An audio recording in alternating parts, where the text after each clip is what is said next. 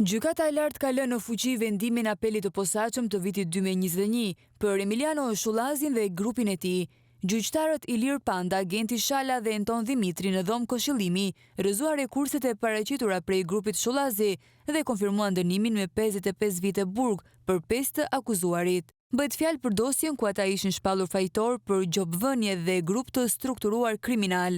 Në vendimin e formës së prerë të 5 viteve më parë, Emiliano Shullazi u dënua me 14 vite burg, Endrit Qyqja dhe Endrit Zela me nga 10 vite burg dhe Blerim Shullazi 9 vite burg. Për Gilmando Dani, i cili ishte dënuar me 12 vite burg, gjykata e lartë ka vendosur mos pranimin e rekursit, pasi ai ka ndëruar jetë. Dani, ashtu si të gjithë të akuzuarit e tjerë përveç Emiliano Shullazit, ishte liruar dhe u ekzekutua në një atentat mafioz në nëntorin e vitit 2025 në rreth rrotullimin e Rinasit, ndërsa miku i tij, agenti i Agjencisë Mbikëqyrjes Policore Mustafa Sheqeri mbeti i plagosur. Ndërkohë, Emiliano Shullazi mbahet në qeli edhe për 2 dosje të tjera të SPAK, operacionin Asgjë nuk harrohet, lidhur me vrasjet e vitit 2005 të Vajdin Lames dhe Klodian Saliut, procesi i cili ndodhet në fazën e konkluzioneve përfundimtare, ku më 2 qershor SPAK do të shpallë pretencën. Gjykimi tjetër ndaj tij bëhet edhe për operacionin Revanshi,